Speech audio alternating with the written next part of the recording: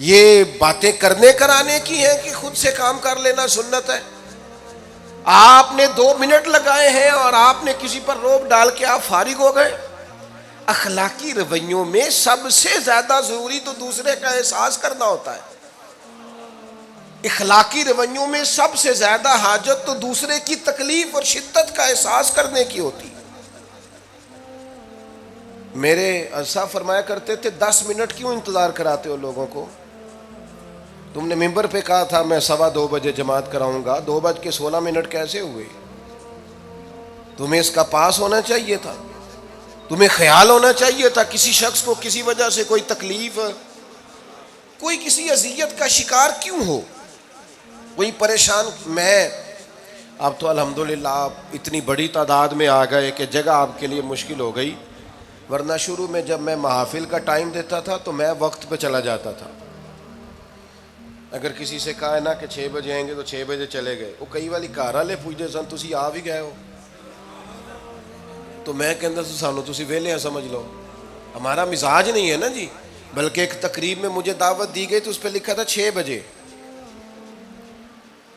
تو میں وہاں پہنچا تو میزبان بھی نہیں آئے تھے۔ مجھے بتائیں شادی کا کارڈ سارا خاندان بیٹھ کے لکھتا ہے نا، روانگی برات 1 بجے، 1 بجے جاتی ہے برات، مشترکہ جھوٹ بولا سارے خاندان نے۔ یہ رونے کی بات ہے، ہنسنے کی تھوڑی ہے۔ مسلمان اور جھوٹ بولے، مشترکہ طور پہ کہا یہ جھوٹ ہے۔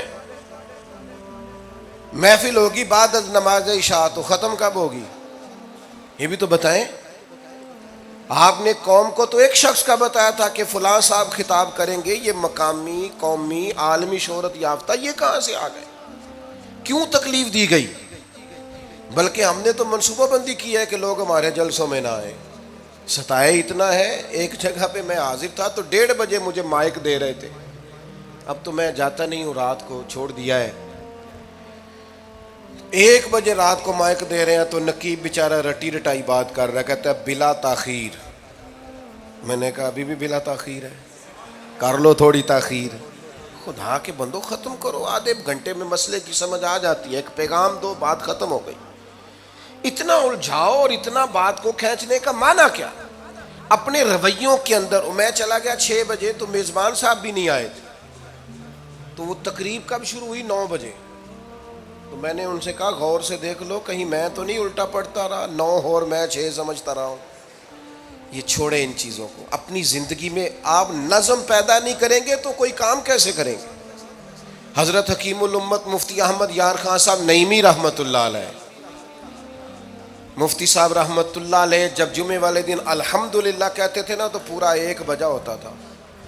لوگ گھڑی کو کہتے تھے تو غلط ہو سکتی ہے، پر مفتی صاحب پورے ٹائم پہ الحمدللہ کہتے ہیں۔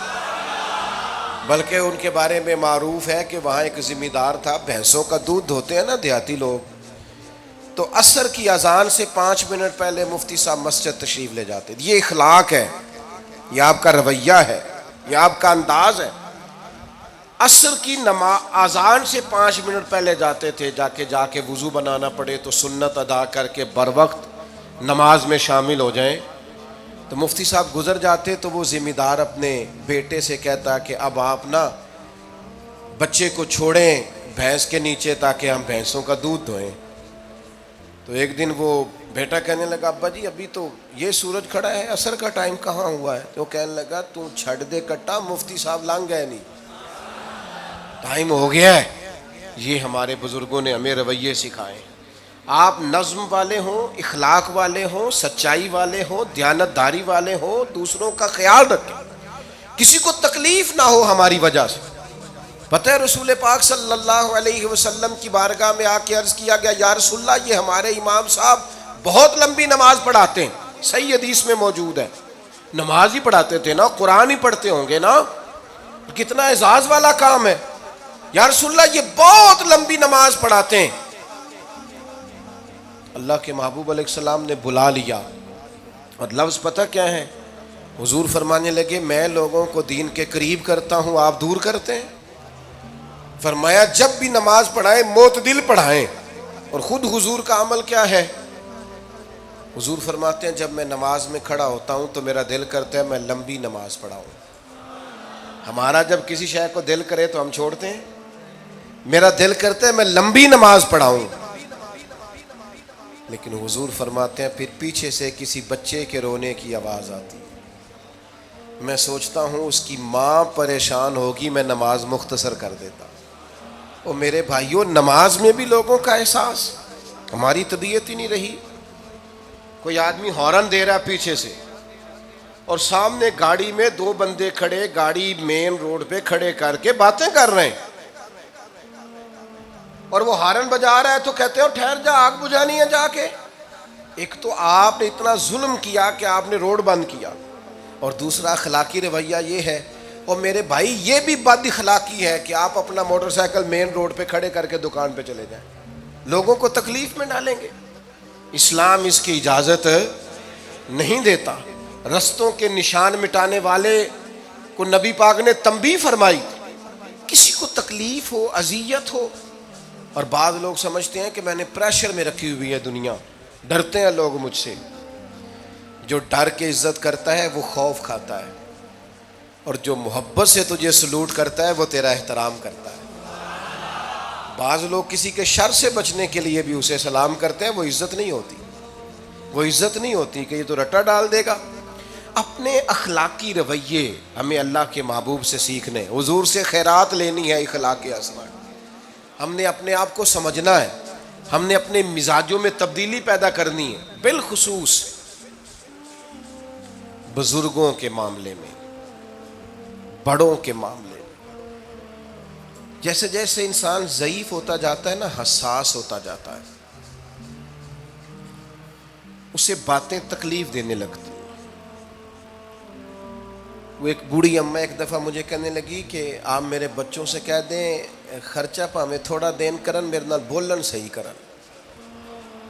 وہ جب اپنی بیویوں کے سامنے میرے ساتھ تھوڑا والیوم اونچا کر کے بات کرتے ہیں آواز کا، تو مجھے تکلیف ہوتی. اپنا رویہ، لہجہ، اس پر غور ہو. جوانی میں ہی تو برداشت کرنا ہوتا ہے. اپنے مزاج کو کبھی بکھرنے اور ٹوٹنے نہ دیں. اور سب سے زیادہ بندے کا پتہ ہی تب چلتا ہے جب کوئی اسے پورا غصہ دلائے، جو پھر کنٹرول کرے، وہی تو کمال آدمی ہوتا ہے.